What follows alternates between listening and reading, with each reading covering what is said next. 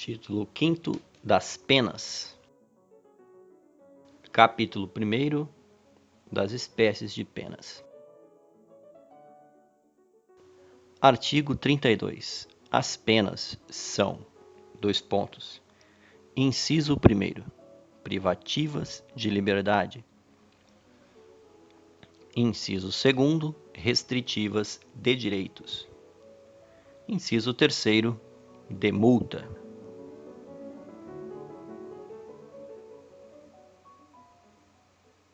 Seção 1ª. Das penas privativas de liberdade. Reclusão e detenção. Artigo 33. A pena de reclusão deve ser cumprida em regime fechado, semiaberto ou aberto. A pena de detenção em regime semiaberto ou aberto, salvo necessidade de transferência a regime fechado. Parágrafo 1º. Considera-se: alínea A.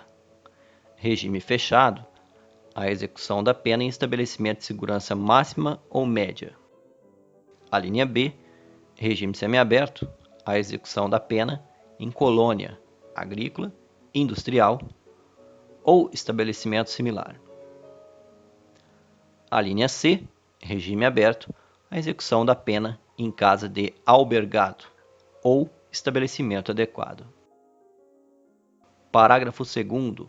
As penas privativas de liberdade deverão ser executadas em forma progressiva, segundo o mérito do condenado, observados os seguintes critérios e ressalvadas as hipóteses de transferência a regime mais rigoroso. Alínea A. O condenado a pena superior a 8 anos deverá começar a cumpri-la em regime fechado. Alínea B. O condenado não reincidente, cuja pena seja superior a 4 anos e não exceda a 8, poderá desde o princípio cumpri-la em regime semiaberto. Alínea C. O condenado não reincidente, cuja pena seja igual ou inferior a 4 anos, poderá desde o início cumpri-la em regime aberto. Parágrafo 3º. A determinação do regime inicial de cumprimento da pena far-se-á com a observância dos critérios previstos no artigo 59 deste Código. Parágrafo 4º. O condenado por crime contra a administração pública terá a progressão de regime do cumprimento da pena condicionada à reparação do dano que causou ou à devolução do produto do ilícito praticado, com os acréscimos legais. Regras do regime fechado. Artigo 34. O condenado será submetido, no início do cumprimento da pena, a exame criminológico de classificação para individualização da execução. Parágrafo 1º. O condenado fica sujeito a trabalho no período diurno e isolamento durante o repouso noturno. Parágrafo 2º. O trabalho será em comum dentro do estabelecimento, na conformidade das aptidões ou ocupações anteriores do condenado e desde que compatíveis com a execução da pena. Parágrafo 3º. O trabalho externo é admissível no regime fechado, em serviços ou obras públicas.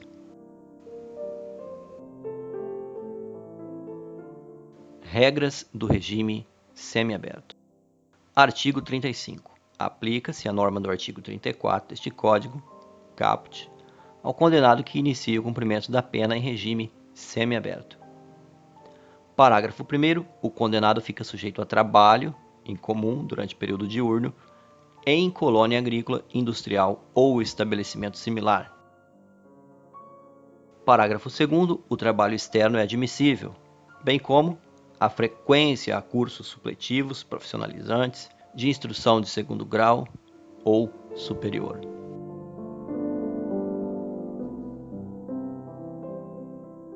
Regras do regime aberto.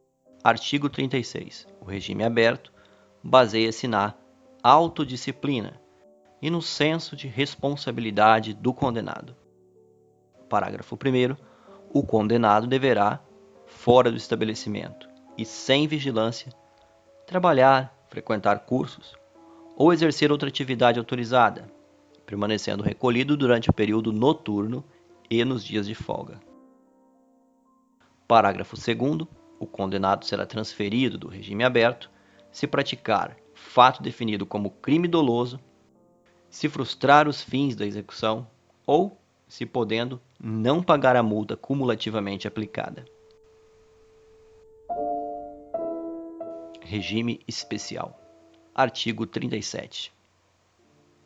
As mulheres cumprem pena em estabelecimento próprio, observando os deveres e direitos inerentes à sua condição pessoal, bem como no que couber o disposto nesse capítulo. Direitos do preso. Artigo 38. O preso conserva todos os direitos não atingidos pela perda da liberdade, impondo-se a todas as autoridades o respeito à sua integridade física e moral. Trabalho do preso. Artigo 39. O trabalho do preso será remunerado, sendo-lhe garantidos os benefícios da Previdência Social. Legislação especial.